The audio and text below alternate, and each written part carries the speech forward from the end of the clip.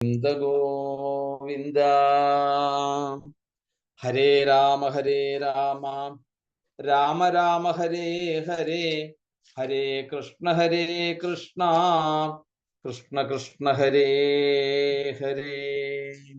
ഗോവിന്ദനാമ സങ്കീർത്തനം. ഗോവിന്ദ ഗോവിന്ദ. നിരോധം എന്നുള്ള ലക്ഷണത്തോടു കൂടിയിട്ടുള്ള ദശമസ്കന്ധത്തിലൂടെയുള്ള യാത്ര. ഇപ്പൊ നല്ല നല്ല ബാലലീലകളൊക്കെ നമ്മൾ ആസ്വദിച്ച് ഇരിക്കുന്ന രംഗം. ഇവിടെ ഇന്നലെ ബ്രഹ്മാവ് ഭഗവാനെ കണ്ട് ഭഗവാന്റെ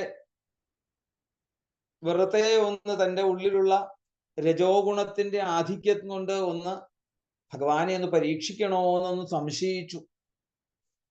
ബ്രഹ്മാവ് വിചാരിച്ചു, ഞാൻ സൃഷ്ടിക്കുന്ന അല്ലെങ്കിൽ ഞാൻ സൃഷ്ടി ചെയ്തിട്ടുള്ളതിൽ എനിക്കാണല്ലോ ബ്രഹ്മായ ആദികവയെ അല്ലെ, ഹൃദായ ആദികവയെ മുഖ്യന്തിയൽ സൂരയ, ആദികവിയായിട്ടുള്ള തനിക്കാണ് യഥാർത്ഥത്തിൽ ഈശ്വര അനുഭവത്തെ ഭഗവാൻ ആദ്യം കാണിച്ചു തന്നത് എങ്കിൽ ആ ഭഗവാനെ ഒന്ന് പരീക്ഷിച്ചാലോ എന്ന് വിചാരിച്ചതേ ഉള്ളൂ. അവിടെ എല്ലാം മനസ്സിലാക്കി കൊടുത്തതായിട്ടുള്ള രംഗം നമുക്ക് ഇതിനു മുമ്പ് ഒരു സ്ഥലത്ത് കാണാം. ഭീഷ്മസ്തുതിയിൽ ഭഗവാനോട് ഭീഷ്മർ പറയുന്നുണ്ട്, കുന്തിദേവി നിർഗുണ പരബ്രഹ്മമായിട്ടുള്ള ഈശ്വരനെയാണ് ഞാൻ പ്രാർത്ഥിച്ചതെങ്കിൽ എനിക്കതല്ല, എനിക്ക് സഗുണബ്രഹ്മമായിട്ടുള്ള ആ ഭഗവാനെ, ആ ചമ്മട്ടിയും ധരിച്ച് ആ അർജുനന്റെ സാരഥിയായിട്ടിരിക്കുന്ന ആ ഭഗവാനെ, പാർത്ഥ സാരഥിയായിട്ട് എനിക്ക് കാണാൻ ഇഷ്ടം എന്നുള്ള രീതിയിൽ ഭീഷ്മര് അവിടുന്ന് ഭഗവാനെ കണ്ട് മനസ്സിലാക്കാൻ സാധിച്ചിട്ടുണ്ട്. എങ്കിൽ ബ്രഹ്മാവും ഏകദേശമൊക്കെ അതുപോലെ തന്നെയായിരുന്നു എന്ന് പറയാം. പരബ്രഹ്മ സ്വരൂപം സച്ചിദാനന്ദ സ്വരൂപമാണ് എന്നുള്ള ഒരു അവസ്ഥയിലേക്ക് ആ ബ്രഹ്മാവിന് പറഞ്ഞു കൊടുത്തപ്പോഴും ബ്രഹ്മാവ് മുമ്പിൽ നിന്ന് കണ്ടത് എന്താണ്? ഒരു ചോറുരുളെ പിടിച്ചും അല്ലെ, അതുപോലെ ചമ്മട്ടിയും പിടിച്ച്, ആ വടിയും പിടിച്ച്, പശുവിനെ ഓടിക്കുന്നതായിട്ടുള്ള വടിയും കൊമ്പും കുഴലും ഒക്കെ പിടിച്ചു നിൽക്കുന്നതായിട്ടുള്ള ആ ഉണ്ണിക്കണ്ണനെ കണ്ട് ആ ഉണ്ണിക്കണ്ണനായിക്കൊണ്ടാണ് ഭഗവാൻ അവിടെ ബ്രഹ്മാവിന് കാണിച്ചു കൊടുത്തത്. അപ്പൊ അവിടെ ചതുർബാഹു ആയിക്കൊണ്ട് ഭീഷ്മർക്ക് പറഞ്ഞു കൊടുത്തപ്പോ ഭീഷ്മർ എന്താ പറഞ്ഞത്? എനിക്ക് കാണാൻ ഇഷ്ടം എന്താണ്? ആ എന്താണ് ചേറ് തുള്ളികൾ അല്ലെ, ആ ശരീരത്തിൽ പടർന്നതായിട്ടുള്ള ആ സൗന്ദര്യമുഖം, ആ പാർത്ഥസാരഥിയായിട്ട് കാണാനാണ് എനിക്കിഷ്ടം. അതുപോലെ തന്നെയാണ് ബ്രഹ്മാവും അവിടെ സ്തുതിക്കാൻ തുടങ്ങുകയാണ്. ഏറ്റവും സ്തുതികള് നമ്മൾ നോക്കിക്കഴിഞ്ഞാൽ അറിയാൻ സാധിക്കും, ഒരേ ഒരു സ്ഥലത്ത് മാത്രമേ ബ്രഹ്മാവ് സ്തുതി കുറച്ചുള്ളൂ. എവിടെയാണ്? നരസിംഹസ്വാമിയുടെ മുമ്പിൽ വന്നു കഴിയുമ്പോഴത്തേക്കും ആ 4 വരി തന്നെ പൂർണ്ണമായിട്ട് ചൊല്ലാൻ സാധിച്ചോ സംശയം. അത് തന്നെ സംഭവിച്ചില്ല. വേഗം അവിടുന്ന് പേടിച്ചു പോയി. പക്ഷേ ഈ മറ്റു സ്തുതികളൊക്കെ നോക്കി കഴിഞ്ഞാൽ ഒരു നീണ്ട സ്തുതികളാണ്. ഇതിലും ഇപ്പം സ്തുതികൾ 40 ശ്ലോകത്തോളം സ്തുതികളാണ്. നമ്മളിന്ന് 10 ശ്ലോകങ്ങളൊന്ന് അനുസ്മരിച്ചിട്ട് നമ്മൾ ആ സ്തുതി തീരുന്നതിനനുസരിച്ച് വരെ ഈ അധ്യായം തന്നെ പാരായണം ചെയ്ത് പോകാം. നമ്മൾ പ്രഹ്ലാദ സ്തുതിയൊക്കെ പാരായണം ചെയ്തതുപോലെ. അപ്പം ബ്രഹ്മാവ് ഭഗവാന്റെ പാദങ്ങളിൽ വീണ് നമസ്കരിച്ച രംഗമാണ് നമ്മൾ ഇന്നലെ കണ്ടത്. പിന്നെ സാവധാനം അവിടുന്ന് എഴുന്നേറ്റു, ആ കണ്ണൊക്കെ തുടച്ച് ഭഗവാനെ ഒന്ന് നോക്കി, എന്നിട്ടോ ലജ്ജിച്ച് ആ മുഖം അങ്ങോട്ട് അല്ലെ താഴത്തോട്ട് പിടിച്ചു. കഷ്ടം, എൻ്റെ ഒരു ചെറിയ ഒരു അല്ലെ തെറ്റിദ്ധാരണ, അജ്ഞതയാണല്ലോ ഭഗവാൻ എന്നെ ഇങ്ങനെ ചെയ്യിച്ചത് എന്നുള്ള രീതിയിൽ എന്താണ്, കൃതാഞ്ജലി പ്രശ്രയവാൻ സമാഹിത സവേബുർഗദ്ഗത ഏളതേളയാ, വിറച്ചു കൊടുന്ന്. അങ്ങനെ വിറച്ച് ധൈര്യം അവലംബിച്ച് വിനയാന്വിതനായിക്കൊണ്ട് കൈകൂപ്പിക്കൊണ്ട് അവിടുന്ന് സ്തുതിക്കുന്ന ആ ഒരു സ്തുതി ഏറ്റവും പ്രധാനമായിട്ടുള്ള ഒരു സ്തുതിയാണ് ഭാഗവതത്തിൽ. ഒന്നാമത്തെ ശ്ലോകം, നവമീഡ്യതേ ഭ്രവപുഷേ തടിദംബരായ ഗുഞ്ജാവതംസപരിപിഞ്ചല സന്മുഖായ വന്യസ്രജേ കവലവേത്ര വിഷാണ വേണുലക്ഷ്മശ്രിയേ മൃദുപദേ പശുപാങ്കജായ. വല്ലാതെ പേടിച്ചുകൊണ്ടാണ് സ്തുതിക്കുന്നത് ബ്രഹ്മാവ്. കാരണം തനിക്ക് ഇത്ര കണ്ട് അവിവേകിയായി താൻ മാറിയല്ലോ. ഇത്രയും കാലം വിചാരിച്ചു താനാണ് സൃഷ്ടിക്കുന്നത്, ഈ പ്രപഞ്ചത്തിലുള്ള സൃഷ്ടിയൊക്കെ ചെയ്തിട്ടുള്ളത് താനാണ്, ആദ്യമായിട്ട് ഈശ്വരാനുഭവം എനിക്ക് ഭഗവാൻ പറഞ്ഞു തന്നു എന്നുള്ള ഒരു അഹങ്കാരം വല്ലാണ്ട് മൂർധന്യാവസ്ഥയിലേക്ക് എത്തിയിട്ടും അതിലൊക്കെ ഞാൻ ആ അഹങ്കാരം ഭഗവാൻ കാണിച്ചു തന്നപ്പോഴത്തേക്ക് എന്തായി, ഈ ഗുരുപൂർണിമയുടെ ദിവസം അങ്ങ് താഴോട്ട് പോയി അല്ലെ. അങ്ങനെ താഴോട്ട് പോയി വന്നപ്പോഴാണ് മനസ്സിലാകുന്നത് താൻ ഇത്രയേ ഉള്ളൂ എന്നുള്ളത് മനസ്സിലായത്. അങ്ങനെ പേടിച്ചുകൊണ്ട് ഭഗവാനെ അവിടുന്ന് സ്തുതിക്കുന്നു. അല്ലയോ നൗമീഡ്യ, ഈഡ്യ എന്ന് പറഞ്ഞാല് എന്തുകൊണ്ടും ഇന്ന് നമസ്കരിക്കാൻ സാധിക്കുന്നത് അവിടുത്തെ അല്ലാതെ വേറെ ആരെയല്ല. കാരണം അവിടുന്നാണ് കാണിച്ചു തന്നത്. നോക്കൂ, ഈ ഒരു സർവചരാചരങ്ങളുടെയും താഴേക്ക് തന്നെ തള്ളിയിട്ടിട്ടുണ്ട് എങ്കിൽ ഇതാണ് യഥാർത്ഥത്തില് ജ്ഞാനം എന്നുള്ളത് കാണിച്ചു തരുവാൻ വേണ്ടി അത് അങ്ങേക്ക് മാത്രമേ അത് സാധിക്കുകയുള്ളൂ. നൗമീഡ്യ ഈഡ്യ നമഃ. അപ്പം അങ്ങനെ സ്തുതിക്കപ്പെടാൻ യോഗ്യനായിട്ടുള്ള ഭഗവാനെ അങ്ങ് തേ അഭ്രവപുഷേ, അങ്ങെങ്ങനെയാണ് അഭ്രവപുഷേ? അഭ്രം എന്ന് പറഞ്ഞാല് ഈ മിന്നുന്നത്, തിളങ്ങുന്നത് എന്നൊക്കെ പറയാം. കഥകളി വേഷത്തില് മണിയോലയൊക്കെ ഇട്ട് എല്ലാം ഒരുങ്ങിക്കഴിഞ്ഞാൽ നിങ്ങൾ അണിയറെ പോയിട്ടുണ്ടെങ്കിൽ അറിയാൻ സാധിക്കും. ഒരു തുണി ഒരു തുണി സഞ്ചിയുണ്ട്. ആ തുണി സഞ്ചിക്കകത്തേക്ക് ഇങ്ങനെ ആ വേഷക്കാരൻ കൈ ഇങ്ങനെ ഇട്ടിട്ട് ഇങ്ങനെ മുഖത്തൊക്കെ ഇങ്ങനെ കാണാം. ഗിൽറ്റ് പോലെ ഇങ്ങനെ അത് തിളങ്ങും. അഭ്രവപുഷേ, അഭ്രം എന്ന് പറഞ്ഞാല് തിളങ്ങുക, മിന്നുക എന്നൊക്കെയുണ്ട്. എന്താണ് ഇവിടെ പറയുന്നത്? ഇവിടെ പറയുന്നത് ആ കാർമേഘത്തിന്റെ കളറാണ് പറയുന്നത്. കാർമേഘം എങ്ങനെയാണ്? കാർമേഘം എന്ന് പറഞ്ഞാൽ തനി അല്ലെ, കറുത്തിരിക്കുന്ന അങ്ങനെയുള്ള കാർമേഘം അല്ല. പിന്നെന്താണ്? തിളങ്ങുന്നതായിട്ടുള്ള കാർമേഘം, നക്ഷത്രങ്ങൾ നിറഞ്ഞു നിൽക്കുന്നതായിട്ടുള്ള ആ കാർമേഘം. കാർമേഘത്തിൽ എങ്ങനെ അതിന് നക്ഷത്രം നക്ഷത്രം നിറഞ്ഞു നിൽക്കും. അതിന്റെ ഇടയിലൂടെ മിന്നി മിന്നി നിൽക്കുന്നതായിട്ടുള്ള നക്ഷത്രങ്ങളോട് കൂടിയിട്ടുള്ള വപുസിനോട് ചേർന്ന അങ്ങനെ ആ നീല മേഘ ശ്യാമളനായിക്കൊണ്ട് തടിദംബരായ, പിന്നെന്താണ്? തടിദംബരായ, മിന്നൽ പിണറിനോട് ഒത്തതായിട്ടുള്ള പീതാംബരം ധരിച്ചിട്ടുള്ള, പിന്നെയോ ആ ഗുഞ്ചാവതംസ അല്ലെ, അവിടെ ആ അംസത്തിന്റെ മുകളിലായിട്ട് ആ കാതുകളില് മകരകുണ്ടലങ്ങൾ ധരിച്ചിരിക്കുന്നു. ആ മകരകുണ്ടലങ്ങൾ എങ്ങനെയുള്ള മകരകുണ്ടലങ്ങളാണ്? കുന്നിക്കുരു കൊണ്ട് ഭഗവാന്റെ ആ കാതിൽ അണിഞ്ഞിരിക്കുന്നു. അങ്ങനെയുള്ള ഗുഞ്ചാവതംസ പരിപിഞ്ചലസന്മുഖായ, മയിൽപീലി തിരുമുടി ആ ശോഭയാർന്നതായിട്ടുള്ള കുന്തളങ്ങളെയൊക്കെ ഒതുക്കി കെട്ടി അതിന്റെ മുകളിൽ ധരിച്ചിട്ടുള്ള ഭഗവാൻ. പിന്നെയോ വന്യസ്രജേ കവല നേത്രവിഷായ വേണു ലക്ഷ്മശ്രീയേ മൃദുപദേ.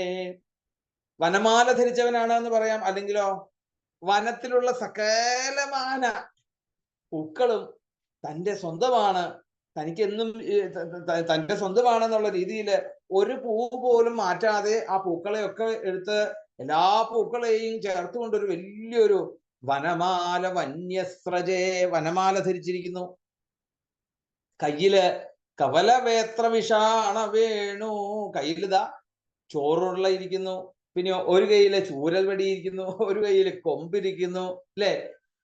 ആ ഓടക്കുഴല് തിരിച്ചു വേണു ലക്ഷ്മശ്രീയേ, വേണു ലക്ഷ്മശ്രീയേ. അപ്പൊ ഇതൊക്കെ കൂടി ചേർന്നതായിട്ടുള്ള ഐശ്വര്യമായിട്ടായിട്ടുള്ള ഹേ ഗുരുവായൂരപ്പ, അവിടുത്തെ ആ ഒരു രൂപം എന്തൊരു അല്ലെ, ഒരു പ്രത്യേക ശോഭ. അവിടെ ലക്ഷ്മശ്രീ എന്ന് രണ്ടും കൂടി എടുത്തു പറയണോ? ലക്ഷ്മി എന്ന് പറഞ്ഞാൽ തന്നെ ഐശ്വര്യാണ്, പോരാ. പിന്നെന്താണ്? അവിടെ ആ പ്രത്യേകമായിക്കൊണ്ട് ശോഭിക്കുന്നതായിട്ടുള്ള ആ ഗുരുവായൂരപ്പൻ ചോറുരുളയും ചൂരലും ആ കൊമ്പും അതുപോലെ തന്നെ ഓടക്കുഴലും ഒക്കെ ധരിച്ചുകൊണ്ടുള്ള അവിടുത്തെ പാദം എങ്ങനെയാണ്?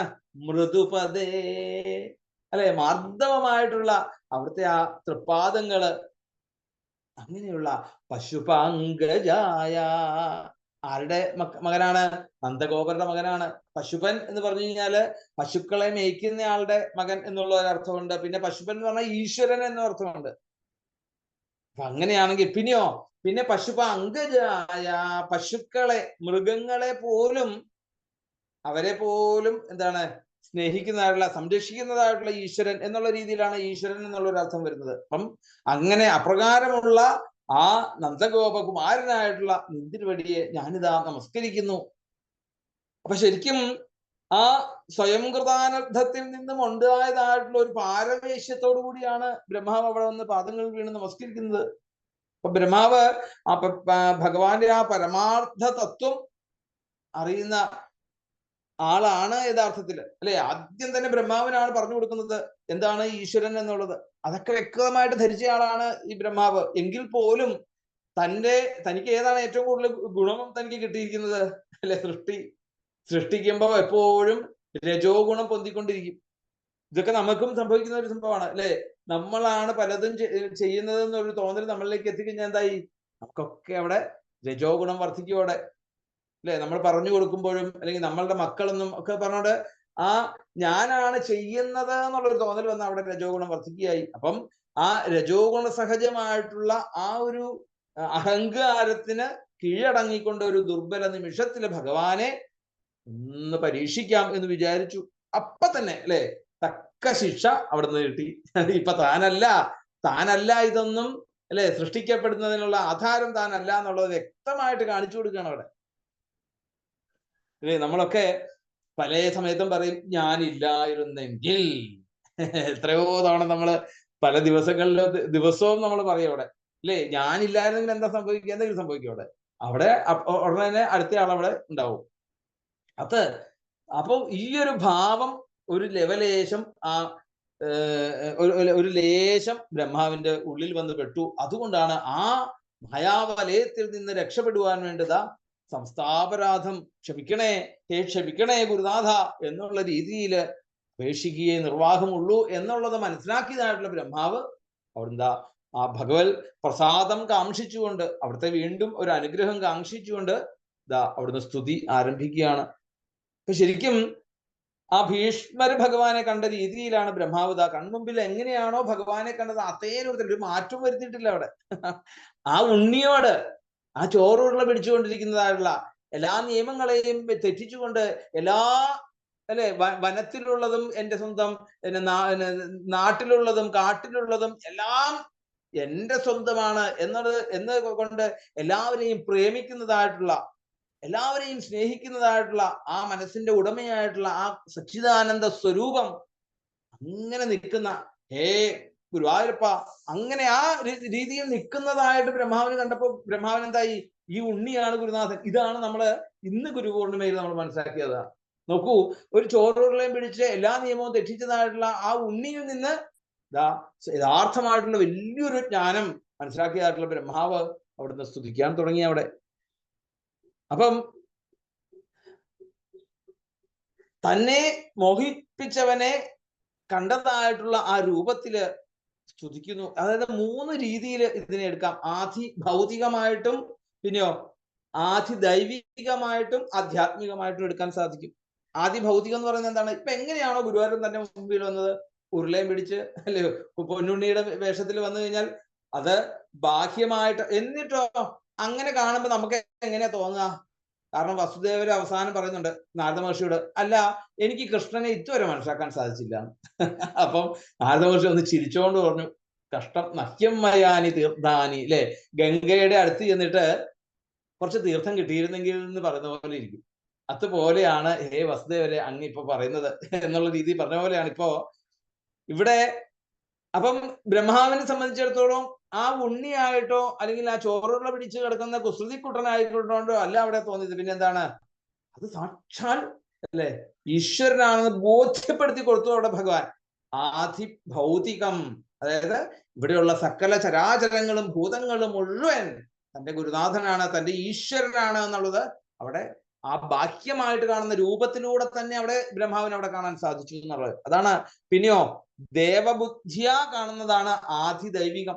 ഈശ്വരനാണ് എന്നുള്ള ഒരു ബോധം തന്റെ ഉള്ളിലേക്ക് എത്തുന്നത് ആദിഭൗതികം. അവിടെ ഭഗവാൻ എല്ലാ രീതിയിലും, അല്ലെ, ഈശ്വരനാന്നുള്ള ഒരു ബോധത്തിലേക്ക് എത്തി ആ ഈശ്വരൻ തന്നെയാണ് ഈ ഉണ്ണിയായിട്ട് ഇവിടെ വന്നിരിക്കുന്നത് ബാഹ്യമായിട്ട്. അപ്പൊ അത് ആധിഭൗതികമായിട്ട്. പിന്നെ ആധ്യാത്മികം എന്നുള്ളത് എന്താണ് യഥാർത്ഥത്തില്? പശുപാങ്കജായ. പശുപാങ്കജായ എന്നുള്ളത് യഥാർത്ഥത്തിൽ ഭൗതിക വീക്ഷണത്തില് ധാരാളം പശുക്കളുടെ ഒക്കെ ഉടമയായിട്ടുള്ള നന്ദഗോപരുടെ പുത്രൻ എന്ന് പറയാം. എന്നാൽ ഈ പശുപൻ എന്നുള്ളതിന് ഈശ്വരൻ എന്നർത്ഥമുണ്ട്. ലോകകർത്ത പശുപതിർ മഹാകർത്ത ഹ്യനൌഷധ. മഹാദേവന്റെ ഒക്കെ സഹസ്രനാമത്തിൽ കാണാൻ സാധിക്കും. അവിടെ പശുപതി എന്നുള്ളൊരു നാമം കാണാൻ സാധിക്കും. പശുക്കളുടെ രക്ഷകനായിട്ടുള്ള. പശു എന്ന് പറഞ്ഞാൽ എന്താണ്?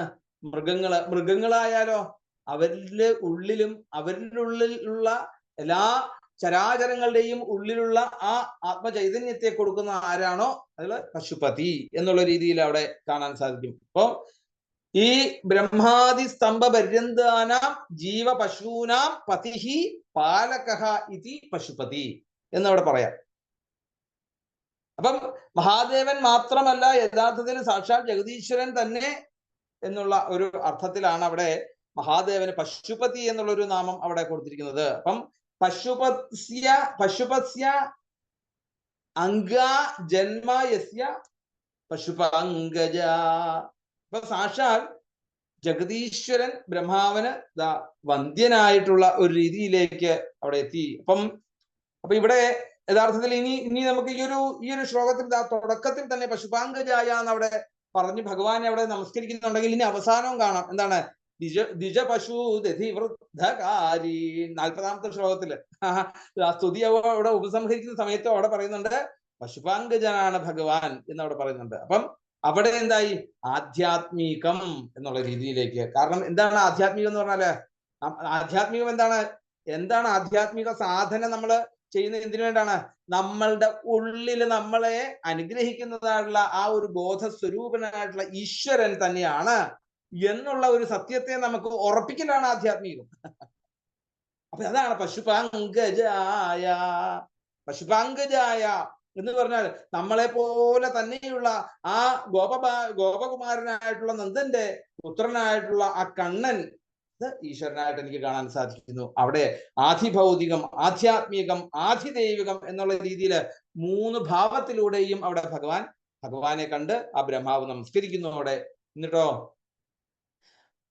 അസ്യാപി ദേവവപുഷോ മദനുഗ്രഹസ്യ സ്വേച്ഛാമയസ്യ നതു ഭൂതമയസ്യ കോപി നേശേ മഹിത്വവസിതും മനസാന്തരേണ സാക്ഷാത്തവൈവ കിമുദാത്മസുഖാനുഭൂതേ. അല്ലയോ ദേവനായിട്ടുള്ള ഹേ ഗുരുവായൂരപ്പ, അവിടുത്തെ ഭക്തന്മാരുടെ ഇംഗിതത്തിനനുസരിച്ച് ഏത് രൂപവും അവിടുന്ന് സ്വീകരിക്കുന്നു അല്ലേ? പ്രഹ്ലാദന്റെ ആ ഉണ്ണിയായിട്ടുള്ള പ്രഹ്ലാദന്റെ വാക്കിനെ സത്യമാക്കുവാൻ വേണ്ടിയിട്ട്, ബ്രഹ്മാവിന്റെ വാക്കിനെ സത്യമാക്കുവാൻ വേണ്ടിയിട്ടൊക്കെ അങ്ങ് മൃഗവുമല്ല മനുഷ്യനുമല്ലാത്ത രീതിയിൽ അങ്ങ് അവിടുന്ന് സ്വീകരിക്കുന്നു. അപ്പം അങ്ങയുടെ ഈ ഒരു അവതാരം യഥാർത്ഥത്തില് കണ്ടാൽ മനുഷ്യനാണെന്ന് തോന്നിപ്പോകും. പക്ഷെ എങ്കിൽ പോലും എന്താണ്? പാഞ്ചഭൗതികമായിട്ടുള്ള ഒരു ശരീരമാണ് എന്ന് മനസ്സിലാക്കാൻ സാധിക്കില്ല. അവതാരമായിട്ട് ഈശ്വരനായിട്ട് കൽപ്പിക്കുമ്പോഴേക്കും അവിടെ പാഞ്ചഭൗതികമായിട്ട് കണക്കാക്കാൻ സാധിക്കുകയില്ല.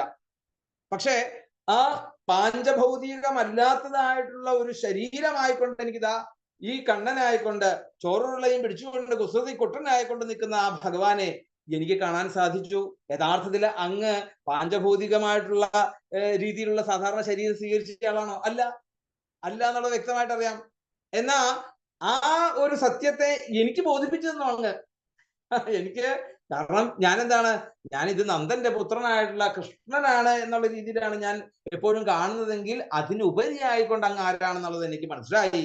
അപ്പം സാധാരണ രീതിയിൽ പാഞ്ചഭൗതികമായിട്ടുള്ള ശരീരത്തെ സ്വീകരിച്ചതായിട്ടുള്ള ജീവനല്ല എന്റെ മുമ്പിൽ നിൽക്കുന്നത് എന്നുള്ളത് തസ്യാപി ദേവവപുഷോ അല്ലെ. അപ്പം എനിക്ക് അനുഗ്രഹമായിട്ട് തീർന്നു. അതിന്റെ ആ ഒരു മാഹാത്മ്യം ബ്രഹ്മാവായിട്ടുള്ള നമുക്ക് പോലും ചിത്തത്തിലെ ഏകാഗ്രത കൈവരിച്ചാൽ പോലും അത് തിട്ടപ്പെടുത്തുവാൻ വേണ്ടി കഴിയില്ല. ഹേ ഗുരുവായൂരപ്പ, അതെനിക്ക് കാണിച്ചു തന്നു. എത്രയൊക്കെ ആയാലും ഈ ബാഹ്യമായിട്ട് കാണുന്നതായിട്ടുള്ള ശരീരത്തെ കണ്ട് ഈശ്വരനായിട്ട് കാണിക്കാൻ എനിക്ക് സാധിക്കില്ല. പക്ഷെ ഇപ്പൊ അങ്ങ് ഈ ഒരു ഉണ്ണിയുടെ രീതിയിലും എന്റെ മുമ്പിൽ വന്ന് ഞാൻ മറച്ചു വെച്ചതായിട്ടുള്ള പശുക്കളെയും ഗോപന്മാരെയും ഒക്കെ അങ്ങേക്ക് സൃഷ്ടിക്കാൻ സാധിച്ചു എന്നുള്ളത് എനിക്ക് ഈ ഒരു ഉണ്ണിയിലൂടെ മനസ്സിലാക്കാൻ സാധിച്ചിട്ടുണ്ടെങ്കിൽ ആ അങ്ങനെയുള്ള ഭഗവാനെ നേശേ മഹിത്വവസിതും മനസാന്തരേണ സാക്ഷാത്തവൈവ ആത്മസുഖാനുഭൂതേ. അപ്പം ഈ ആത്മാവില് നിത്യാനന്ദം അനുഭവിക്കുന്നതായിട്ടുള്ള അങ്ങയുടെ മാഹാത്മ്യം ആർക്കാണ് ഭഗവാനെ അറിയാൻ സാധിക്കുക? മറ്റാർക്കെങ്കിലും അത് കണ്ടെത്തുവാൻ സാധ്യമാകുമോ? കാരണം ഈ ഈശ്വര അനുഭവത്തെ ആദ്യം മനസ്സിലാക്കുന്നത് എനിക്കാണ്. അപ്പം എനിക്ക് പോലും അങ്ങയെ എനിക്ക് കാണാൻ സാധിക്കുന്നില്ലെങ്കിൽ എന്നിൽ നിന്ന് ഈ ഒരു ഈശ്വരാനുഭവം പകർന്നു കൊടുത്തതായിട്ടുള്ള സൃഷ്ടികളില് ആർക്കും തന്നെ ആർക്കാണ് കോപി ക അപി കിംബുത് ആത്മസുഖാനുഭൂതേ. അപ്പം അവിടുത്തെ ആ ബ്രഹ്മാവായിട്ടുള്ള തനിക്ക് അസാധ്യമായിട്ടുള്ളത് അത് അന്യർക്ക് എങ്ങനെ എത്താൻ കഴിയും? അങ്ങനെയുള്ള ഒരു കൗമുത്യ ന്യായത്തിലൂടെയാണ് അവിടെ പറയുന്നത് ബ്രഹ്മാവ് അവിടെ. അപ്പം എന്നാൽ കഹ, എന്നാൽ ക എന്ന് പറഞ്ഞാൽ ആരാണ്? ശരിക്കും ബ്രഹ്മാവ് എന്നുള്ളൊരു അർത്ഥമുണ്ട് അല്ലേ? അപ്പം ബ്രഹ്മാവായിട്ടുള്ള താനെന്നും അല്ലെങ്കിൽ വേറെ ആര് എന്നും എനിക്ക് രണ്ടു രീതിയിൽ നമുക്ക് അവിടെ ഇതാകാം. എനിക്ക് സാധിക്കുന്നില്ല, ആർക്ക് സാധിക്കും? അങ്ങനെ പറയാം. അപ്പൊ ഇവിടുത്തെ സ്തുതി അനുസരിച്ച് നോക്കുമ്പോ വേണമെങ്കിൽ ബ്രഹ്മാവ് എന്ന് വേണേൽ പറഞ്ഞാൽ മതി അല്ലേ? അപ്പൊ ആ ഒരു അഹങ്കാരം പൂർണ്ണമില്ലാണ്ടിരിക്കുന്ന സമയത്താ. അപ്പൊ എന്തായി? ബ്രഹ്മാവിന് എങ്ങനെ സാധിക്കും ഹേ ഗുരുവായൂരപ്പ അവിടുത്തെ മഹത്വത്തെ മനസ്സിലാക്കുവാൻ എന്ന് അവിടെ ചോദിക്കുന്നു. അപ്പം ആത്മസുഖാനുഭൂതി എന്നുള്ള അത് യഥാർത്ഥത്തിൽ എന്താണ്? ആത്മാരാമന്മാർക്ക് ഉള്ള ഒരു അവസ്ഥയാണ് ശരിക്കും. അത് മനസ്സിലാക്കണമെങ്കിൽ ഭഗവാനോളം നമ്മളെ ഭഗവാൻ ചേർത്ത് പിടിക്കണം. അവിടെ ആത്മാരാമത്വം എന്നുള്ളത് എങ്ങനെയാണ് ആത്മാരാമത്വം മനസ്സിലാക്കാൻ സാധിക്കുക? തൻ്റെ ഉള്ളിലുള്ള ആത്മചൈതന്യത്തെ മനസ്സിലാക്കാൻ സാധിക്കുക. ആധ്യാത്മികം എന്നുള്ളത് അങ്ങ് ഉറച്ച സ്ഥായിയിലേക്ക് എത്തുമ്പോഴാണ് യഥാർത്ഥത്തിൽ ആത്മാരാമത്വം എന്നുള്ളൊരു അവസ്ഥയിലേക്ക് നമുക്ക് എത്താൻ സാധിക്കുന്നത്. അങ്ങനെ അപ്പൊ അവരെ സംബന്ധിച്ചിടത്തോളം ബാഹ്യങ്ങളായിട്ടുള്ള യാതൊന്നിനെയും അവിടെ ആശ്രയിക്കുന്നില്ല. കാരണം എന്താണ്? എല്ലാത്തിൻ്റെയും ആശ്രയഭൂതനായിട്ടുള്ള ആ പരമചൈതന്യം തൻ്റെ ഉള്ളിലാണ് ഇരിക്കുന്നത്. അങ്ങനെയാണെങ്കിൽ അവിടെയും മറ്റുള്ളവരെ ഒന്നും ആശ്രയിക്കാൻ അവിടെ ആത്മാരാമന്മാർക്ക് മറ്റൊരു സന്തോഷത്തിന്റെ ഒരു ഉപാധികൾ വേണ്ട. അവിടെ ക്ഷേത്രങ്ങൾ വേണ്ട, തീർത്ഥാടനങ്ങൾ വേണ്ട, സത്സംഗങ്ങൾ വേണ്ട, ഒന്നും വേണ്ട. അങ്ങനെയുള്ള ആത്മാരാമത്വം ധരിച്ചിട്ടുള്ളവർക്ക് മറ്റുള്ളവർക്ക് അത് സ്വീകരിക്കാൻ അവരുടെ അടുത്തേക്ക് പോയാൽ മതി. അതാണ് മഹാത്മാക്കള്. അപ്പൊ ഇവിടെ അതിനൊന്നും അല്ലെ, അതിനും അത് ഒരു അസാധാരണത്വം അവിടെ കാണാൻ സാധിക്കുന്നു. അതുകൊണ്ട് ബാഹ്യവീക്ഷണത്തില് സത്യമായി തോന്നുന്നതായിട്ടുള്ള ആ പൈക്കുട്ടികളായിട്ടും ഗോപബാലന്മാരായിട്ടും ഒക്കെ തൻ്റെ ഈ രൂപാന്തരങ്ങൾ തന്നെ ആകയാൽ ആ ആത്മസുഖാനുഭൂതി കൃത്രിമ ബാഹ്യങ്ങളിലേക്കൊക്കെ വ്യാപിക്കുന്നു എന്ന് പറയുകയാണ്. അപ്പൊ ഈ പശുക്കുട്ടിയായിട്ട് പോയതും അതിൻ്റെ ഉള്ളിലേക്ക് ഭഗവാൻ കടന്നു ചെയ്യുന്നു. അപ്പം ഭഗവാനാണ് ഇവിടെ എല്ലായിടവും നിറഞ്ഞു നിൽക്കുന്നത്, ഭഗവാനാണെന്നുള്ളൊരു സത്യത്തെ അവിടെ ബോധിപ്പിക്കാൻ സാധിക്കുകയാണ്. അപ്പൊ ഈ പൈക്കുട്ടികളെ മറയ്ക്കുവാനും ഗോപന്മാരെ മറയ്ക്കുവാനും ഒക്കെ തനിക്ക് സാധിക്കുമെന്ന് പറയുമ്പോഴേക്കും എന്താണ്?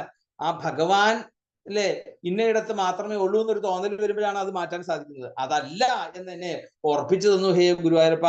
അപ്പം ഈ ബ്രഹ്മാവ് ഒളിപ്പിച്ച് വെക്കുക എന്നുള്ള പകരം സൃഷ്ടിച്ചതായിട്ടുള്ള ആ ഒരു ക്രീഡ, ആ ഒരു ലീല അല്ലെ, അതാണ് യഥാർത്ഥത്തില് ആത്മരതി എന്ന് പറയുന്നത്. അവിടെ ഭഗവാൻ ഒന്നും ചെയ്തിട്ടില്ല യഥാർത്ഥത്തില്. ഇതെല്ലാം എങ്ങനെയാണ്? ഈ ഒരു ലീല എവിടെയാണ് കളിക്കുന്നത്? ഇനി നമുക്ക് അത് ആലോചിക്കട്ടെ. നമ്മൾ വിചാരിക്കും ഭഗവാൻ ഇങ്ങനെ അല്ലെ മനുഷ്യനായിട്ട് വന്ന് ഇവിടെ ലീല കളിക്കുന്നു, ആടുന്നു എന്നുള്ളതാണ്. അല്ല, ശരിക്കും ഇവിടെ ബ്രഹ്മാവ് പറയുന്നത് അങ്ങനെയല്ല.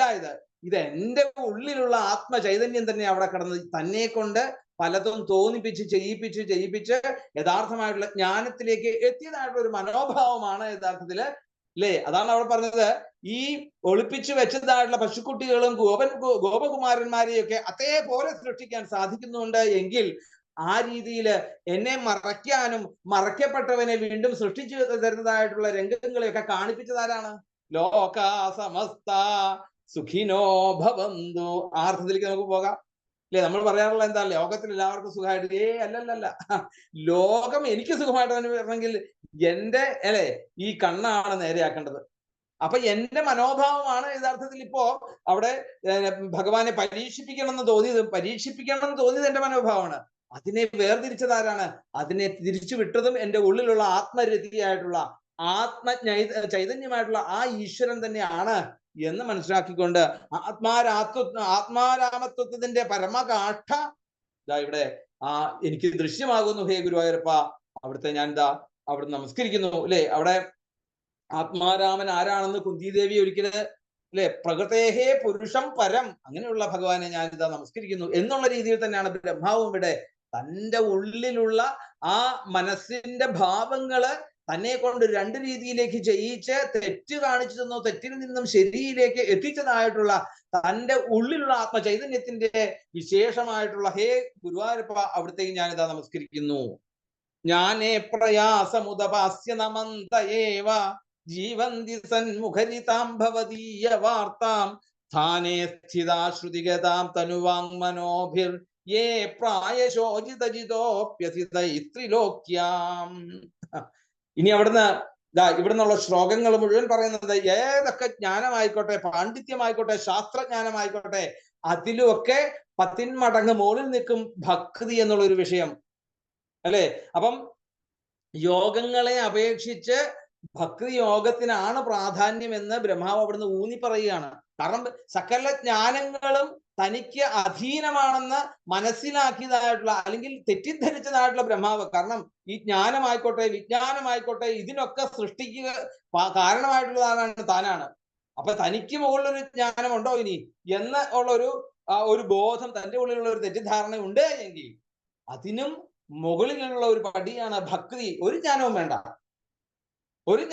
ഇന്ന് നമുക്ക് ഈ ഒരു ഗുരുപൂർണിമ ദിവസം നമുക്ക് കാണിച്ചു തരുന്നതായിട്ടുള്ള ഈ ഒരു സത്യത്തെ, സകല ജീവജാലങ്ങളെയും നമസ്കരിക്കുവാൻ വേണ്ടിയുള്ള ഒരു മനോഭാവത്തെ നമുക്ക് ഉണ്ടാക്കി തരുന്നുണ്ടെങ്കിൽ അതാണ് യഥാർത്ഥത്തിൽ ഏത് ശാസ്ത്രത്തിന്റെയും മുകളിൽ നിൽക്കുന്നതായിട്ടുള്ള ജ്ഞാനം. ആ ജ്ഞാനത്തിലേക്ക് എത്തുവാൻ വേണ്ടിയാണ് നമ്മൾ ശാസ്ത്രത്തിലൂടെ പോകുന്നത്. അപ്പം ഇവിടെ പറയാണ്, അങ്ങ് ഇതേവരെ ആരാലും അങ്ങ് ജയിച്ചിട്ടില്ല. ജ്ഞാനേ പ്രയാസമുദപാസ്യ നമന്തയേവ ജീവന്തി സന്മുഖരിതാം ഭവതീയ വാർത്താം സ്ഥാനേ സ്ഥിതാ ശ്രുതിഗതാം തനുവാങ്മനോഭി പ്രായശോചിതജിതോപ്യസിതൈത്രിലോക്യാം. അല്ലയോ ജയിക്കപ്പെടാനാകാത്തവനായിട്ടുള്ള ഈ 3 ലോകങ്ങളിലും യാതൊരുവനാണോ എന്ന് ചോദിച്ചു കഴിഞ്ഞാൽ ഭഗവാനാണ്. ഭഗവാൻ ഇതുവരെ ജയിക്കാൻ സാധിച്ചിട്ടില്ല. ആരുടെ അടുത്ത് ജയിക്കാൻ സാധിച്ചിട്ടില്ല? ഭക്തന്മാരുടെ അടുത്ത് ജയിക്കാൻ സാധിച്ചിട്ടില്ല. ഭഗവാന് സകല ചരാചരങ്ങളെയും ഭക്തനായിട്ടേ കാണാൻ സാധിക്കുന്നുള്ളൂ. ഏതാനും അജിതം പരാജിതം. നമ്മൾ വിചാരിക്കും ഭഗവാന് അല്ലെ ദുര്യോധനോട് കുറച്ച് വൈരം, അർജുനോട് കുറച്ച് സ്നേഹം കൂടെ. അതില്ല. ഭഗവാൻ ഇവിടെ സൃഷ്ടിക്ക് പാത്രമായിട്ടുണ്ടെങ്കിൽ ഈ ഭഗവാൻ തന്നെയാണ് എല്ലാവരുടെയും അന്തര്യാമിയായിട്ട് ഉള്ളിൽ നിൽക്കുന്നത് എങ്കിൽ അവരെയൊക്കെ ഭക്തന്മാരായിട്ട് മാത്രമേ കാണുന്ന ഭാവം മാത്രമേ ഭഗവാൻ ഉള്ളൂ അവിടെ. അതിനെ ഏത് രീതിയിലാണ് നമ്മൾ സ്വീകരിക്കുന്നുള്ളത് നമ്മളുടെ വിഷയമാണത്. പാണ്ഡവര് അവരുടെ രീതിക്ക് സ്വീകരിച്ചു, കൗരവര് അവരുടെ രീതിക്ക് സ്വീകരിച്ചു എന്നുള്ളതാണ്. അപ്പം ഞാനേ പ്രയാസമുദപാസ്യ നമന്തയേവ, അങ്ങനെ ആ ജ്ഞാനത്തെ ഉണ്ടാക്കിയെടുക്കുന്നതിനുള്ള സമ്പാദിക്കുന്നതിനുള്ള ആ ഒരു പരിശ്രമം ഒക്കെ ഉപേക്ഷിച്ചുകൊണ്ട്, ശാസ്ത്രങ്ങളുടെ പുറകെ പോകാതെ, ജ്ഞാനത്തിന്റെ പുറകെ പോകാതെ, ആ സ്വന്തം നിലയ്ക്ക് നിന്നുകൊണ്ട് സ്ഥാനേ സ്ഥിതാ ശ്രുതിഗതാം തനുവാങ് മനോഭിർയേ പ്രായശഃ അജിത ജിതോപ്യസിതൈസ്ത്രീലോക്യാം. അപ്പം അങ്ങനെയുള്ള സ്വന്തം ബുദ്ധിക്കനുസരിച്ച് നിന്നുകൊണ്ട് ആ കാതുകളിലൂടെ കേട്ടതായിട്ടുള്ള ഭവതീയ വാർത്താം, അവിടുത്തെ ഗുണഗണങ്ങള്, ആ സത്യത്തെക്കുറിച്ചുള്ള വാർത്തകളെ കേട്ടതോടുകൂടി തനിക്ക് ഇനി സത്യമാണ് തൻ്റെ ജീവിതത്തിൽ എന്നും നിലനിൽക്കുന്നത്, തന്നെ രക്ഷിക്കുന്നത് എന്നുള്ള ഒരു ആ രക്ഷാ കവചമായിക്കൊണ്ട് ആ സത്യത്തെ താൻ ഉറപ്പിച്ചു നിർത്തുന്നതായിട്ടുള്ള അവിടുത്തെ ആ ദിവ്യ കഥ, ആ സത്യത്തിന്റെ കഥ, ആ നന്മയുടെ കഥ അവിടുന്ന് തനുവാങ്മനോഭി, തനു വാക്ക് മനസ്സ്, ഏതൊക്കെയാണ്? ശരീരം, വാക്ക്, മനസ്സ്, ഇതുകൊണ്ട് നമന്തി, അവിടുന്ന് നമസ്കരിക്കുന്നു, വണങ്ങിക്കൊണ്ട് ആ ജീവന്തി തൈ ഏവ പ്രായശ ജിതോപ്യസി, അതായത് അങ്ങനെയുള്ള ആ ശരീരം കൊണ്ടും വാക്കുകൊണ്ടും മനസ്സുകൊണ്ടുമൊക്കെ അവിടുത്തെ പാദങ്ങളിൽ വണങ്ങുവാൻ വേണ്ടിയിട്ടുള്ള ഒരു മനോഭാവം എനിക്ക് ഉണ്ടായിട്ടുണ്ടെങ്കിൽ അങ്ങനെ നമസ്കരിക്കുന്നതായിട്ടുള്ള ഭക്തന്മാരിൽ അങ്ങ് പരാധീനനാണ്. അങ്ങനെയുള്ള ഹേ ഗുരുവായൂരപ്പ. അപ്പം എന്താണ്? അതുകൊണ്ടാണ് ജയിക്കപ്പെടാനാകാത്തവനും അതിനാൽ എന്താണ് അജിതൻ എന്ന നാമധേയമുള്ള ആളാണ് ഭഗവാൻ. അജിതൻ എന്നുള്ളൊരു പേര് ഭഗവാനുണ്ട്. പക്ഷേ ചിലരെ സംബന്ധിച്ചിടത്തോളം എന്താണ്? കേവല ജ്ഞാന സമ്പാദനത്തിനുള്ള പരിശ്രമം എല്ലാം ഉപേക്ഷിച്ചുകൊണ്ട് അതിനു പകരം സജ്ജനങ്ങളിൽ നിന്ന് വാഴ്ത്തപ്പെടുന്നതായിട്ടുള്ള അങ്ങയെക്കുറിച്ചുള്ള ആ കഥകള് കേട്ട് ശ്രവണം ചെയ്ത് തൻ്റെ ഉള്ളിലുള്ള മനസ്സും കർമ്മങ്ങളിലുള്ള പരമമായിട്ടുള്ള ശുദ്ധതയോടുകൂടി അവിടുത്തെ പ്രണമിച്ച് ജീവിക്കുന്നു എന്ന് പറഞ്ഞാൽ എന്താണ് അർത്ഥം? ശുദ്ധഭാവത്തോടുകൂടി ജീവിക്കുന്നു. തൻ്റെ ഉള്ളിലുള്ള ആ യഥാർത്ഥമായിട്ടുള്ള ശുദ്ധഭാവമാണ് ഈശ്വരൻ എന്ന് മനസ്സിലാക്കിക്കൊണ്ട് അവിടുത്തെ പാദങ്ങളിൽ വീണ് നമസ്കരിക്കുന്നു. ഇങ്ങനെയുള്ളവര് ധാരാളം ഇല്ല എങ്കിൽ പോലും, വിരളമാണെങ്കിൽ പോലും 3 ലോകങ്ങളിലും അവിടെ കാണാൻ സാധിക്കും. അപ്പൊ ഈ 3 ലോകങ്ങളിലും ജയിക്കപ്പെടാൻ സാധിക്കാത്തതായിട്ടുള്ള ആളാണ് ഭഗവാൻ. ആരിൽ നിന്നും? ഭക്തന്മാരിൽ നിന്നും. അതുകൊണ്ട് അവര് അങ്ങയുടെ ആ ഒരു ഭക്ത വാത്സല്യം എന്നുള്ളൊരു ദൗർബല്യത്തെ പ്രയോജനപ്പെടുത്തിക്കൊണ്ട് അങ്ങേതാ മിക്കവാറും ജയിച്ചിരിക്കുന്നു, അങ്ങയിൽ നിന്നും ജയിച്ചിരിക്കുന്നു ഭക്തന്മാര്. അല്ലെ? നമുക്ക് കാണാൻ സാധിക്കും, അംബരീഷോപാഖ്യാനത്തിൽ കാണാൻ സാധിക്കും, അഹം ഭക്തപരാധീനോ ഹ്യസ്വതന്ത്ര. അല്ലെ? അവിടുത്തെ പറയുന്നുണ്ട്, ദുർവാസാവിനോട് പറയുന്നുണ്ട്, ഞാൻ തന്നെ ഇന്ന് ഭക്തന് വിധേയനായിട്ടിരിക്കുന്ന ആളാണ്, അടിമപ്പെട്ടിരിക്കുന്ന ആളാണ്. അതുകൊണ്ട് അങ്ങ് വേഗം ആ ഭക്തന്റെ അടുത്തേക്ക് ചെന്നാൽ മാത്രമേ അതിൽ നിന്ന് രക്ഷപ്പെടാൻ സാധിക്കുകയുള്ളൂ എന്ന് അവിടെ പറഞ്ഞു കൊടുക്കുന്നു. അതുകൊണ്ട് എല്ലാവിധ ശ്രേയസ്സുകൾക്കും ഉറവിടമായിട്ടുള്ള ആ ഭഗവത് ഭക്തിയെ തൃണവൽഗണിച്ചുകൊണ്ട് ചിലർ അല്ലെ കേവല ജ്ഞാനത്തിന് വേണ്ടിയിട്ട് സമ്പാദിക്കുവാൻ വേണ്ടി അധ്യധ്വാനം ചെയ്യുകയാണ് അവിടെ. അവരെ സംബന്ധിച്ചിടത്തോളം ഒന്ന് മാത്രമേ പറയാനുള്ളൂ. എന്താണ്?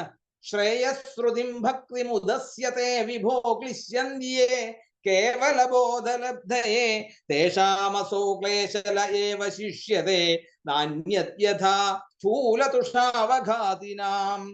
അവര് ഈ നെല്ലാണെന്ന് വിചാരിച്ചുകൊണ്ട് പതിര് കുത്തുക. നെല്ല് കുത്തിയാൽ എന്ത് കിട്ടും? അരി കിട്ടും. അല്ലെ? പതിര് കുത്തിയാലോ?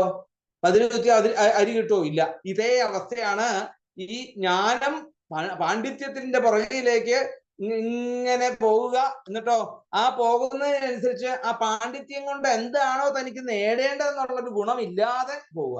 അതാണ് അവിടെ ഉണ്ടാകുന്ന സംഭവം. അപ്പം ഈ പാണ്ഡിത്യത്തിൽ നിന്നും പുറത്തേക്ക് പോയില്ലെങ്കിൽ പോലും ഈ ഒരു ഭക്തിഭാവം തന്റെ ഉള്ളിലേക്ക് ഉറച്ചു കഴിഞ്ഞാൽ, അതായത് ജ്ഞാന പരിശ്രമം തീരെ ഉപേക്ഷിച്ചാലും ഇനി അറിയാൻ വേണ്ടിയിട്ട് അല്ലെ എന്താ ശാസ്ത്രങ്ങൾ, ഭാഗവതം മുഴുവൻ, ഓരോ ശ്ലോകം മുഴുവൻ ഇരുന്ന് പഠിക്കുക എന്നുള്ളൊരു അങ്ങനെയുള്ള പരിശ്രമത്തിനൊക്കെ ഉപേക്ഷിച്ചുകൊണ്ട് ആ ഭഗവാനിൽ നിറഞ്ഞതായിട്ടുള്ള ഒരു ഭക്തി, എല്ലാവരുടെയും ഉള്ളിലും നിറഞ്ഞു നിൽക്കുന്നതാണ് ഭഗവാൻ എന്നുള്ള ആ ഒരു മനോഭാവം, നമുക്ക് ശുദ്ധമായിട്ടുള്ള ഒരു മനോഭാവത്തെ മുറുക്കി പിടിച്ചുകൊണ്ട് ആ ഭഗവാനെ സ്വാധീനമാക്കുകയാണ് വേണ്ടത് എന്നാണ് ആദ്യം അവിടെ പറഞ്ഞത്. എന്നാൽ പിന്നെ എന്താ പറഞ്ഞത്? ഈ ഭക്തിയൊക്കെ അവഗണിച്ചുകൊണ്ട് എന്നിട്ടോ ആ ജ്ഞാന സമ്പാദനത്തിന് വേണ്ടിയിട്ട് കഷ്ടപ്പെടുന്നതായിട്ടുള്ള ആൾക്കാരെ സംബന്ധിച്ചിടത്തോളം ഒന്ന് മാത്രമേ പറയാനുള്ളൂ. എന്താണ്? അവര് നെല്ല് കുത്തുന്നതിന് പകരം ഉമിയായിരിക്കും അവർ കുത്തിക്കൊണ്ടിരിക്കുക. അങ്ങനെയാണെങ്കിൽ അവർക്ക് എവിടുന്നാണ് അരി കിട്ടാൻ സാധിക്കുക? അപ്പം ഈ ഉമിയോ പതിരോ കുത്തുന്നത് പോലെയുള്ള ഒരു വന്ധ്യാശ്രമമാണ് അവർ ചെയ്യുന്നത് എന്ന് അങ്ങനെയുള്ള ഭഗവാനെ ഞാൻ ഇതാ നമസ്കരിക്കുന്നു. അപ്പം ബ്രഹ്മാവിനെ സംബന്ധിച്ചിടത്തോളം ജ്ഞാനമുണ്ട്, പക്ഷേ തജ്ജന്യമായിട്ടുള്ള ഈ ഒരു അഹങ്കാരത്തില് രജോ ഗുണാധിക്യവും കൂടി വന്നതോടുകൂടി ഭഗവാനെ പരീക്ഷിക്കണം എന്നുള്ളൊരു ദുർമോഹം അവിടെ ഉടലെടുത്തു. അപ്പൊ എന്തായി? അപ്പൊ തന്റെ ഉള്ളിൽ നിന്ന് എന്താ അവിടെ ഈ പരീക്ഷണം വരുമ്പോ എന്തായി അവിടെ? അല്ലെ? തന്നിൽ നിന്ന് ഒരു അദ്വൈതഭാവമായി അവിടെ, അദ്വൈതഭാവം വിട്ടു. അപ്പൊ ഭക്തി അവഗണിക്കപ്പെട്ടപ്പോഴുണ്ടായിട്ടുള്ള ഒരു അനുഭവമാണ് ഇന്ന് ബ്രഹ്മാവ് അല്ലെങ്കിൽ ഭഗവാൻ തമ്മിലുള്ള ഈ ഒരു സംവാദത്തിൽ നിന്ന് നമുക്ക് മനസ്സിലാക്കാൻ സാധിക്കുന്നത്. അപ്പൊ യഥാർത്ഥത്തിൽ ഇവിടെ ജ്ഞാനത്തെയല്ല ഭക്തിയെ ഉപേക്ഷിച്ചിട്ടുള്ള ജ്ഞാന സമ്പാദന മാർഗത്തെ ആണ് ഇവിടെ അപലപിക്കുന്നത്. അതൊരിക്കലും പരമലക്ഷ്യമായിട്ടുള്ള ജ്ഞാനം അല്ലെ, പരമലക്ഷ്യം എന്താണ് യഥാർത്ഥത്തിൽ? വേറെ ഒന്നുമല്ല, ജ്ഞാനം തന്നെയാണ്. അപ്പൊ ആ യഥാർത്ഥ ജ്ഞാനത്തിലേക്ക് എത്താത്തതായിട്ടുള്ള വഴികളൊക്കെ എന്താണ്? ദുർഘടങ്ങളാണ്. അത് നമുക്ക് എത്തുന്നില്ല.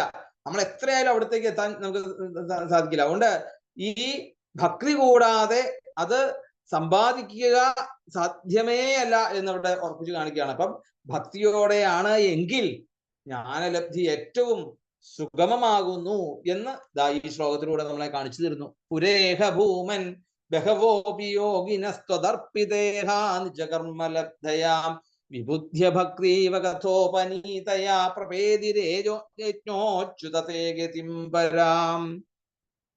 അതുകൊണ്ട് ഭക്തി കൊണ്ട് കേവല ജ്ഞാനം മാത്രമേ ലഭിക്കുന്നുള്ളൂ. ഭക്തി കൊണ്ട്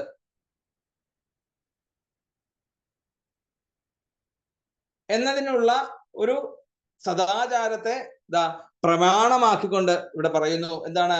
ധാരാളം സാധകന്മാര് ഭക്തിയെ അവഗണിച്ചുകൊണ്ട് അഷ്ടാംഗയോഗമായിട്ടും മറ്റ് വിശിഷ്ടാദ്വൈതമായിട്ടും അദ്വൈത സിദ്ധാന്തമായിട്ടും ഒക്കെ പല രീതിയിലുള്ള ദർശനങ്ങളെ ശീലിച്ച് അവര് ആ മോക്ഷമാർഗത്തിലേക്ക് പരിശ്രമിച്ച് എങ്ങും എത്തുന്നില്ല. അവിടെ അങ്ങനെ പരാജയപ്പെടുന്നു.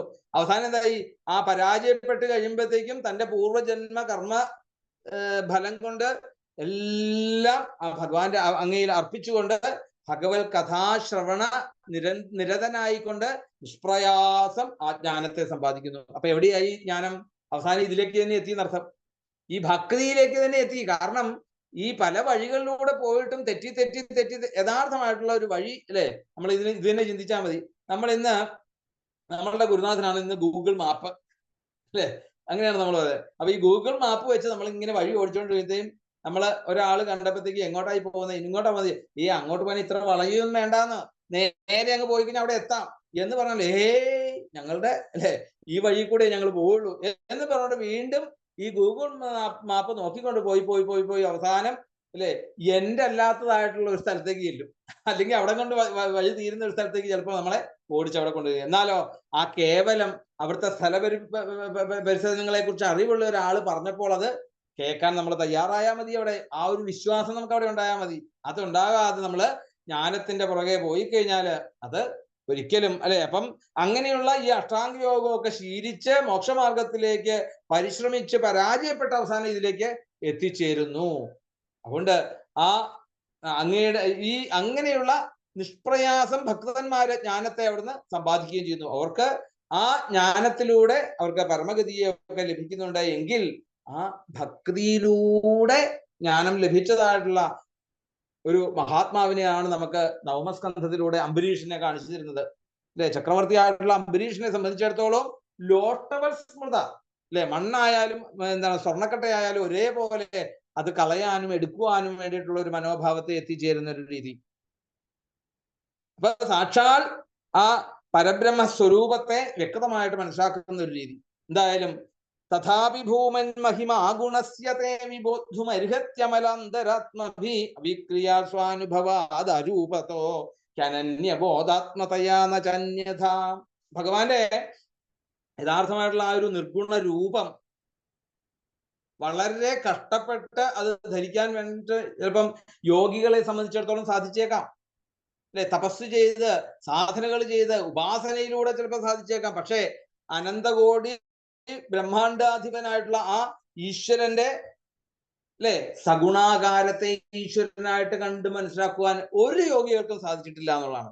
നോക്കൂ, ഇവിടെ ആ പരമചൈതന്യമായിട്ടുള്ള പരമാത്മ ചൈതന്യമായിട്ടുള്ള ആ ഭഗവാൻ ഒരു ഉണ്ണിയുടെ വേഷത്തില് ചോറുരുളയും ചൂരലും ധരിച്ചുകൊണ്ട് വന്ന് നിൽക്കുന്നത്, ആ നിൽക്കുന്നത് എന്റെ ഈശ്വരനാണ് എന്ന് ഉറപ്പിച്ച് പറയുവാൻ വേണ്ടി സാധിക്കുന്ന ഒരു യോഗികൾക്കും തപസ്സുകൊണ്ടോ അല്ലെങ്കിൽ അഷ്ടാംഗ യോഗങ്ങളെ കൊണ്ടോ ദർശനങ്ങളെ കൊണ്ടോ സാധിക്കാത്തതായിട്ടുള്ള ആ ഭഗവാനെ അല്ലെ, ആ ഒരു നിർമ്മല ചിത്തരായിട്ടുള്ള യോഗീശ്വരന്മാര് അവര് എല്ലാ വികാരങ്ങളെയും ഇല്ലാണ്ടാക്കിക്കൊണ്ട് അരൂപവും അന്യഥ അല്ലെ അതുപോലെ അഗ്രാഹ്യം, അതായത് ഗ്രഹിക്കാൻ സാധിക്കാത്തതുമായിട്ടുള്ള അങ്ങയുടെ ഈ ഒരു നിർഗുണ സ്വഭാവം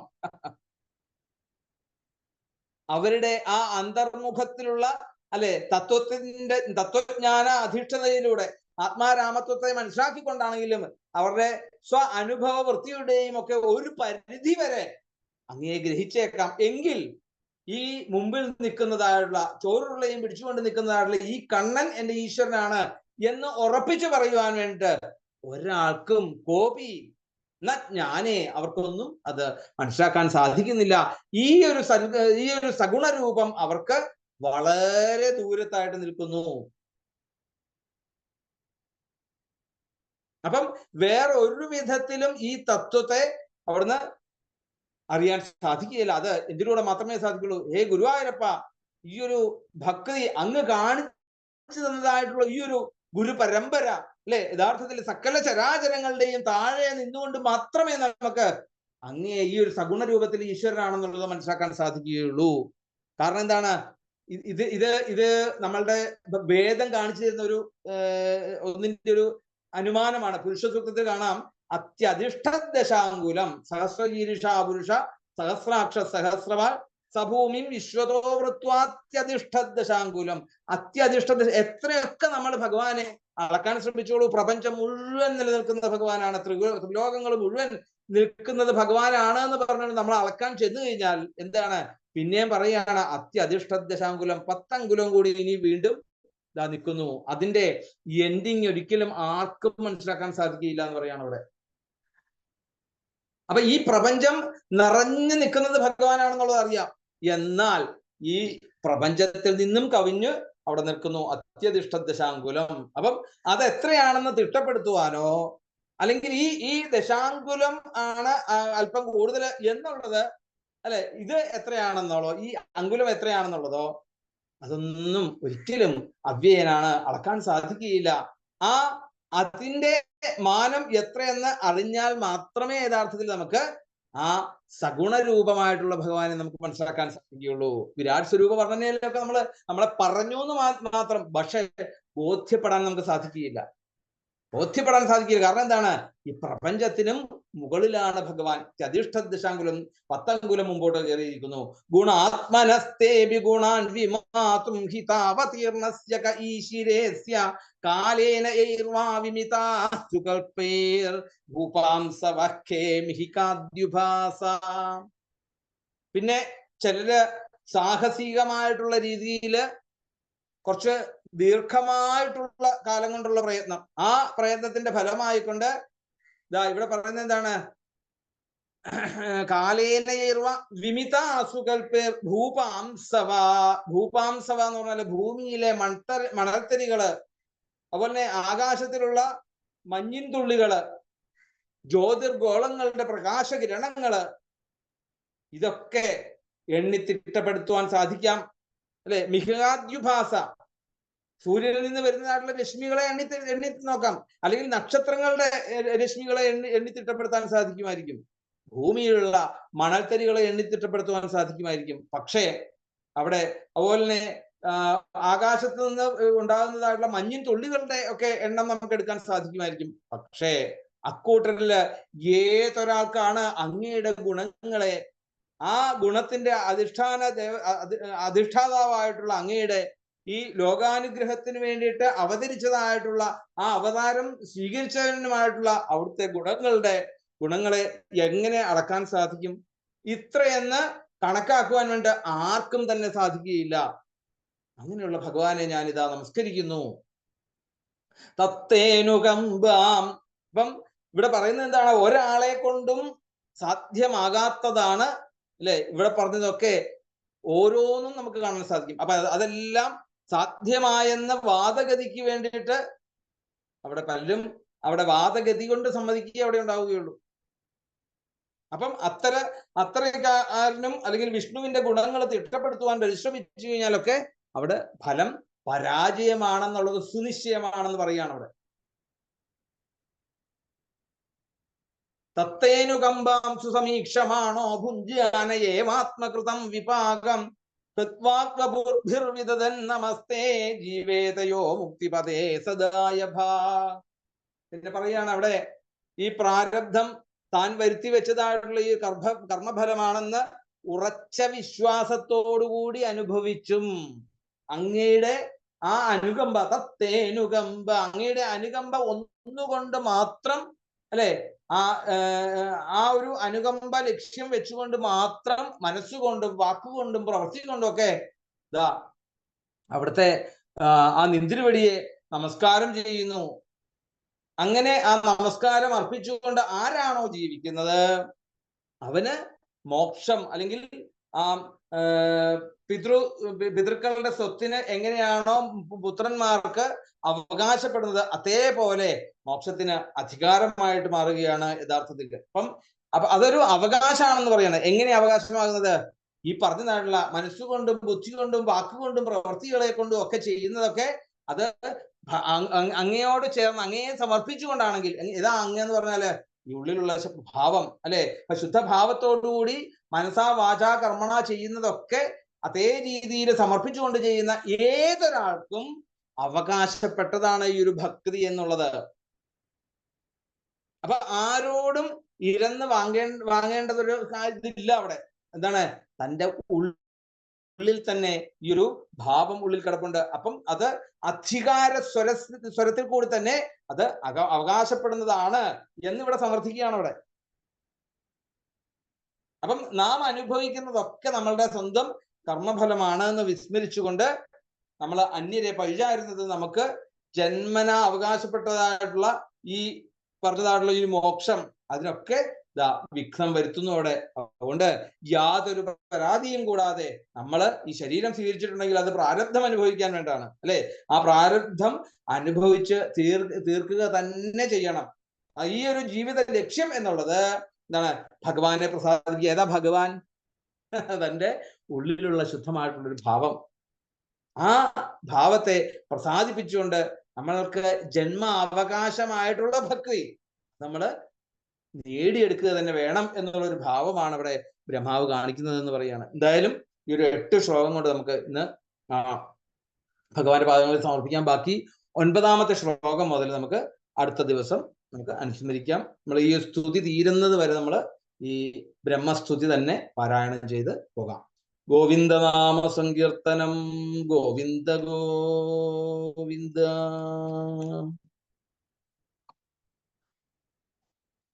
ഹരേ രാമ